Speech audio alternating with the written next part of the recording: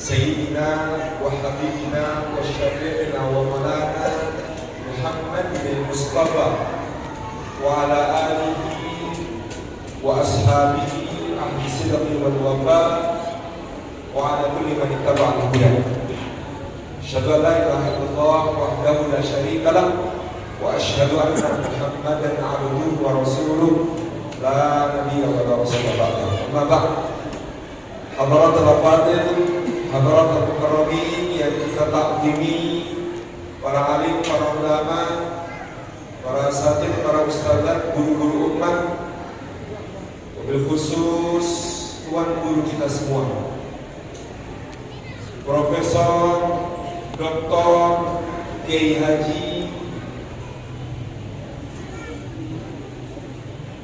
Ompu Ustadz Abdus Somad, gelar baru dari Kesultanan Bajang, datang jauh dari bumi Lancang Kuning di Riau untuk bertatap muka dengan wajah-wajah yang padanya ada gurat-gurat kepahlawanan dan kejayaan di masa lalu di Ternate yang indah ini.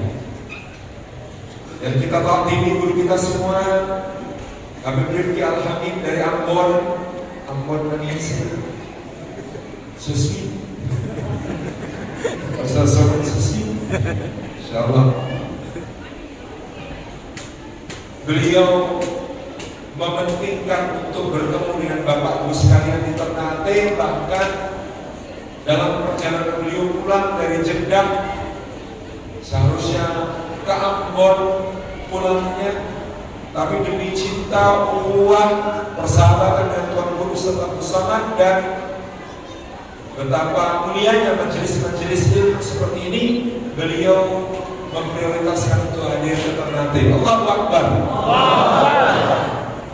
Dan kita takdimi guru kita semua, Habib Bakir bin Ahmad Syekh Abu Bakar. Saya selalu dari tadi di tertohirin di atas beliau, sekarang di hadapan beliau, insyaallah. Jazakumullah. Dan para alim, para ulama, bapak imam masjid, guru kita semua yang tidak dapat disebut satu persatu, para pimpinan berbagai tingkat masyarakat, barangkali Pak Camat hadir, barangkali Pak Kepala Desa hadir, barangkali Ketua RW, Ketua RT,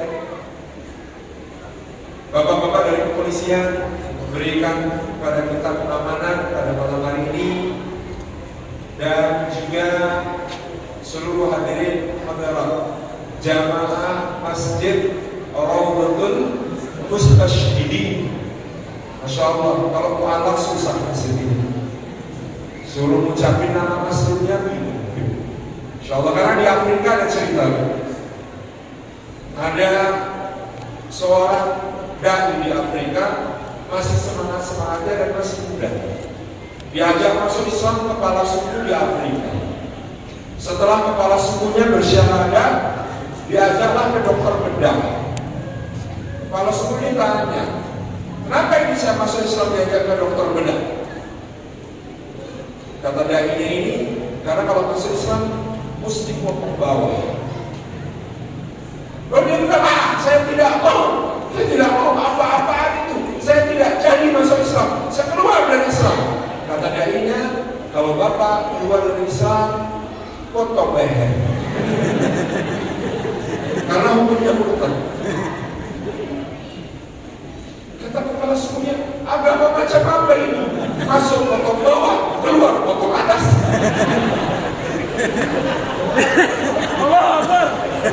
Ini tentu terjadi karena berdakwah tanpa fikih dakwah. Jadi apa yang harus disampaikan terlebih dahulu, apa yang harus difahamkan terlebih dahulu, ada tahapan-tahapannya. Dan itulah yang kemudian kita lihat dari para ulama kita yang membawa syiar Islam ke bumi Nusantara. Mereka tahu apa yang harus disiarkan secara mendasar terlebih dahulu sebelum kemudian membawa hal lain untuk diajarkan setahap demi setahap. Maka betul konstitusi negara kita mengatakan atas berkat rahmat Allah yang maha kuasa dan dengan didorongkan oleh keinginan luhur supaya berkehidupan kebangsaan yang bebas, maka rakyat Indonesia menyatakan dengan ini kemerdekaan. Kenapa para founding fathers, bapak bangsa, menyebut atas berkat rahmat Allah? Satu, Bapak Ibu, karena Allah menghadirkan Islam ke Kepulauan Nusantara ini secara masif sebelum kedatangan para penjajah. Itu berkat rahmat Allah yang luar biasa. Kalau di Jawa terkenal ada Wali Songo. Di Maluku kita membaca sejarah di Ternate misalnya, sejak Mas Burmanau menjadi raja pertama Ternate, maka Islam sudah hadir di bumi Maluku Kira. Sebagaimana Maulana Muhammad Akhir yang memulai Kesultanan Tidore. Jauh sebelum terjadinya masifikasi Islam di Jawa, negeri rempah-rempah telah terlebih dahulu menyambut cahaya Allah. Karena memang ini wajah-wajah yang duluan masuk surga, sobat-sobat. Sebab Anda sudah sholat subuh, orang Mekah baru sholat isya. Jadi bukan Anda masuk surga, karena sudah subuh, sudah isya duluan dibandingkan yang lebih barat di barat. Masya Allah. Jadi Jaziratul Muluk, jazirahnya raja-raja yang luar biasa.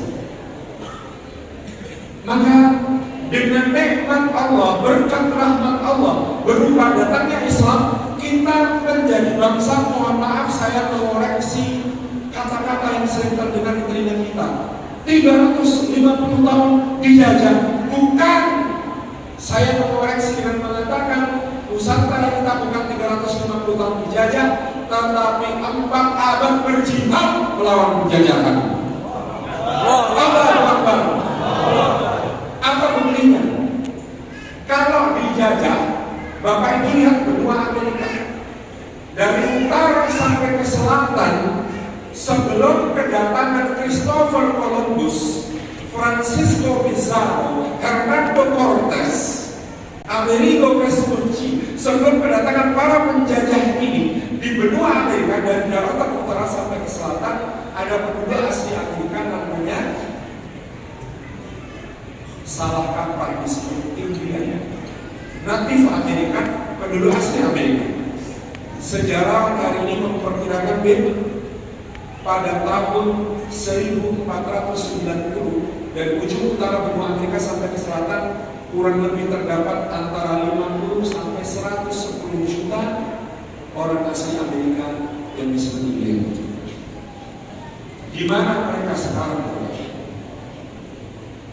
Habis dibantunya penjajah, terkena wabah penyakit yang dibawa penjajah dari benua Eropa, dihabisi, diambil sumber kekayaannya, diduduki tanahnya tidak tersisa, bahasanya pun ganti bahasa pendadak, penduduknya ganti penjajah. Dari utara sampai ke selatan, Anda kenal orang Amerika sekarang itu orang mana? Orang Inggris, orang Prancis, orang Portugal, orang Spanyol. Bersih Pak, mengerikan sekali penjajah. Tetangga kita namanya Australia, sebelum kedatangan Kapten James Cook, sebelum kedatangan Admiral Flinders, di Australia itu ada diperkirakan 8 sampai 20 juta penduduk aborigin. Sekarang tersisa 50.000 orang, itu pun dikonservasi, dilindungi secara khusus seperti suaka Manggason. Mereka mau ngajari kita tentang HAM. Kalau kita tak culun makanya kurang ajar betul, mereka menghabisi penduduk Australia asli sampai nyaris punah, musnah, dan ganti jadi orang bule semua isinya. Itu namanya dijajah. Kalau ini Nusantara kita ini Katanya 3,5 abad dijajah. Sekarang sisanya 270 juta. Agak lain memang kalau tengok. Pasti ada sesuatu yang berbeda. Di sini ada atas berkat rahmat Allah, Islam hadir. Hanya Islam yang memberikan kekuatan semangat jihad melawan penjajahan. Allahu Akbar. Dan luar biasanya, Bumi Moluku Kiraha mengembangkan nama-nama besar di dalam jihad ini. Kalau pada tahun 1521, Portugis dan Spanyol tiba. Dan inilah waktunya menjajah demi kepentingan mereka. Mereka adu domba yang semuanya bersaudara. Portugis mendekati Sultan Ternate, bilang, Sultan, kalau mau bersaing dengan Tidore dan menang kami bantu. Tapi tolong kami boleh bikin benteng di sini, bikin loji dagang di sini, cengkeh tuan jual ke kami, jangan ke yang lain, kata Portugis. Spanyol mendarat di Tidore, bilang, Sultan, itu orang Ternate sudah apa namanya itu bersama orang Portugis. Maka kami tawarkan, kalau Sultan mau, Sultan bisa mengimbangi Ternate yang sudah dibantu Portugis, kami bantu, kami kasih senjata. Ini senjatanya bisa meletus, bisa bikin pecah kepala orang. Syaratnya kami bikin benteng di sini. Terprovokasi pada Allah waktu itu masing-masing kemudian bekerja sama. Portugis dengan Ternate, Spanyol dengan Tidore, bersaing berdagang sampai yang memutuskan perkaranya adalah Paus di Roma. Paus kemudian menggaris bumi menjadi dua, belahan bumi barat dan belahan bumi timur. Kata Paus kepada Raja Spanyol, kamu sini. Kepada Raja Portugis, kamu sini. Bagi tugas, bawa agama kita ini ke negeri-negeri di sana. Tugas kamu di sini, tugas kamu di sana. Sehingga perjanjian Saragossa dan perjanjian Tordesillas membagi bumi dalam kekuasaan Spanyol dan Portugis. Wilayah ini, Moluku Kiraha, dituntut oleh Portugis sesuai perjanjian bagian saya. Spanyol geser ke utara menuju ke Luzon dan Mindanao, sehingga kekuasaan Portugis makin menancapkan kuku sampai masa Sultan Syahid Khairul Jamil. Sultan Khairul mencoba terus untuk melonggarkan perjanjian dengan Portugis, tidak mau terikat dengan Portugis. Putranya Kiai Cilba, Pangeran Batula, diperintahkan untuk memimpin, mengorganisasi kekuatan untuk bisa nanti mampu melawan Portugis. Kadang-kadang harus bersandiwara. Pada tahun 1560, Portugis minta bantuan Ternate untuk menggempur Spanyol di Manila. Kiai Cilibab diminta bantuan membawa 150 kapal berangkat, tapi pura-pura anginnya kecil, kami lambat-lambat, daunnya agak lemes. Supaya apa? Supaya tidak digunakan Portugis untuk memerangi Spanyol, yang itu kepentingan Portugis. Pura-pura pula Kiai Cilibab ini salah arah. Wah, kompasnya rusak, tapi salah arah. Beloklah beliau ke barat.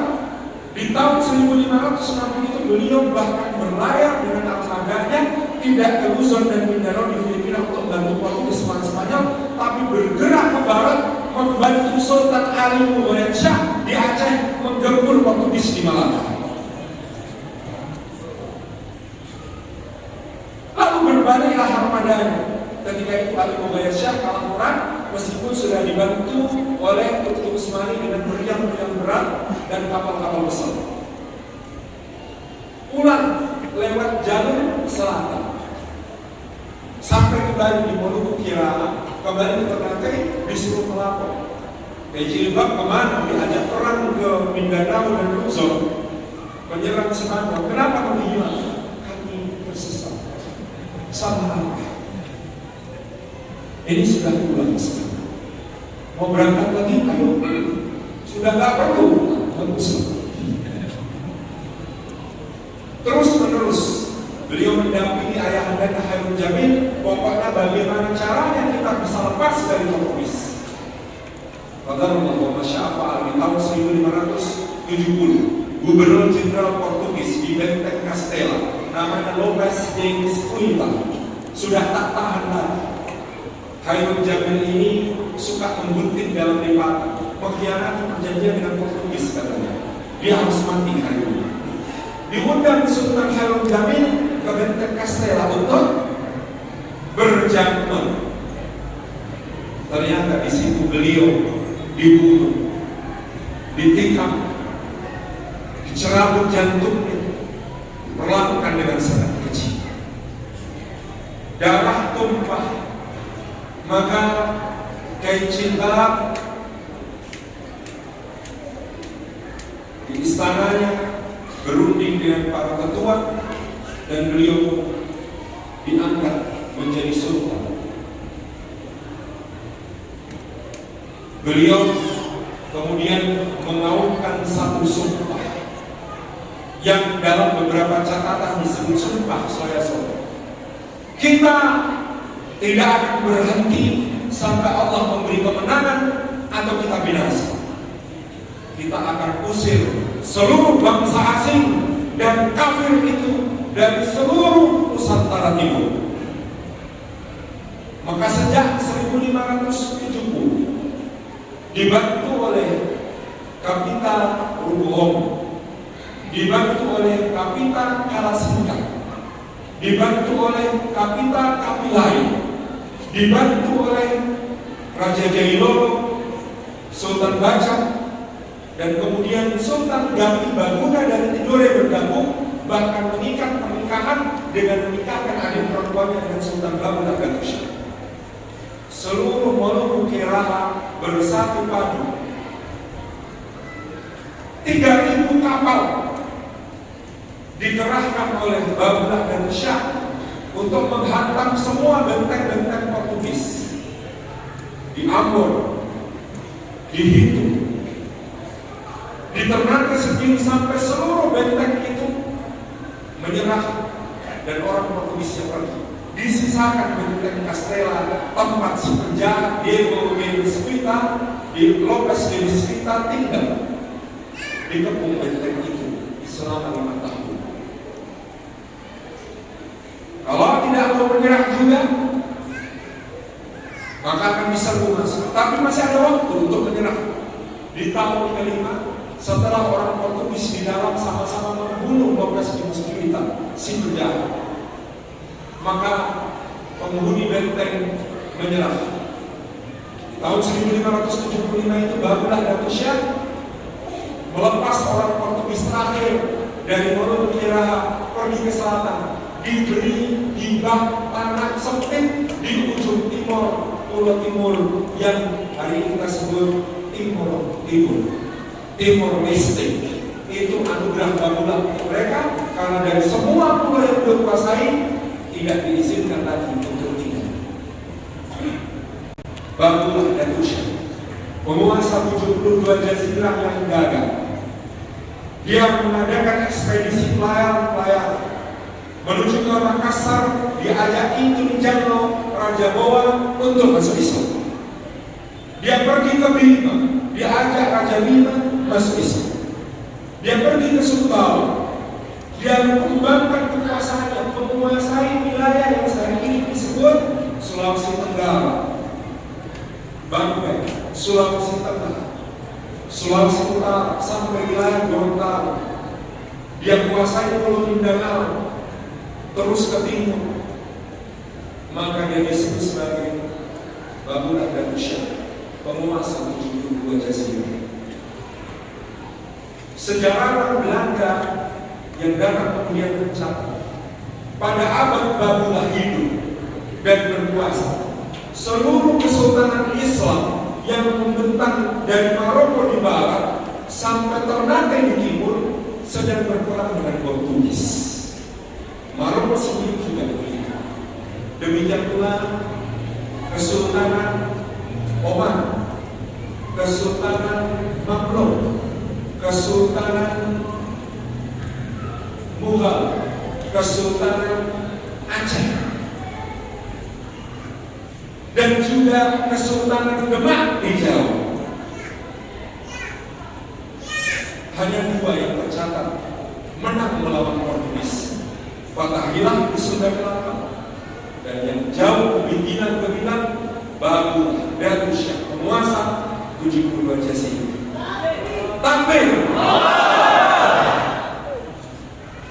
Coba bayangkan, dalam satu abad itu tidak ada yang menang melawan Portugis kecuali dua orang, Fatahillah dan Babu Datu Syekh.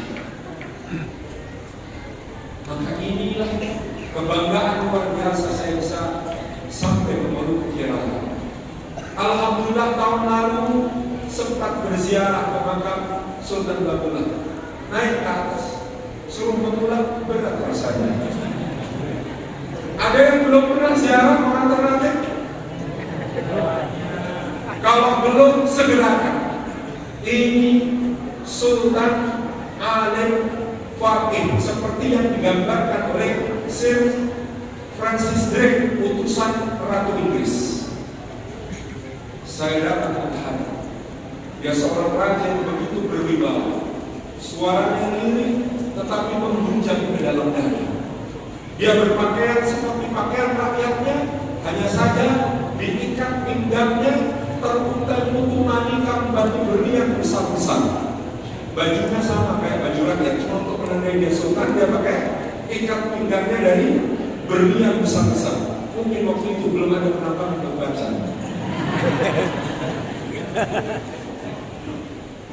Jangan lihat sini. Luar biasa. Selama satu abad berikut, karena Babulah Datu Syekh digantikan oleh putranya Sakti Balakati, digantikan oleh cucunya, begitu seterusnya. Benteng Nusantara Timur yang dijaga dari kekuasaan asing itu berhasil dipertahankan. Warisan luar biasa. Kesultanan Ternate yang berawal dari perkampungan bernama Gapi, yang kemudian disebut Gapi Laut, kampung yang besar, telah mengukirkan sejarah panjang kepahlawanan yang agung. Saya ingin cerita lebih banyak, tapi saya tahu diri. Dan betul-betul Tuan Guru Abdul Somad Salim Afilah hanyalah hidangan antara Habib Rifki dengan Tuan Guru Somad. Di dalam jadwal malam ini Ana mau baca doa. Saya betul-betul memang agak manis yang saya sampaikan, tapi itu soal roti-rotinya beliau berdua. Jadi saya di tengah selalu kata orang Madura, sarapan di hotel kalau pagi namanya brejembret. Brejembret tak iya. Bread roti, jam selai, bread roti, roti isi selai, brejembret. Pakai bahasa Inggris. Bread, jam, bread. Saya jam. Insyaallah bread berikut. Jadi sudah roti sekali yang disampaikan oleh Habib Rifki. Kemudian insyaallah roti juga yang disampaikan oleh Tuan Guru Abdul Somad. Karena airnya itu 600 ml, biasanya 1 jam. Sesuai jumlah air yang dihidangkan. Jazakallahu khairan. Mudah-mudahan seluruh yang hadir hari ini mewarisi semangat jihad Sultan Babulah Datu Syekh. Mudah-mudahan supaya hari malam ini siap berjuang untuk menjaga negara kita. Sultan Hidayat tahun lalu berjumpa Pasir Wadaya, kami panggil, memberikan satu pesan yang saya setuju. Kalau kamu cinta Islam, jaga Indonesia. Kalau kamu cinta Islam, jaga Indonesia. Nanti kalau saya bilang cinta Islam, Bapak Ibu sambung berkata jaga Indonesia. Oke? Oke? Siap. Cinta Islam, jaga Indonesia. Mantap jaya Pekal Armada. Terima kasih. Wassalamualaikum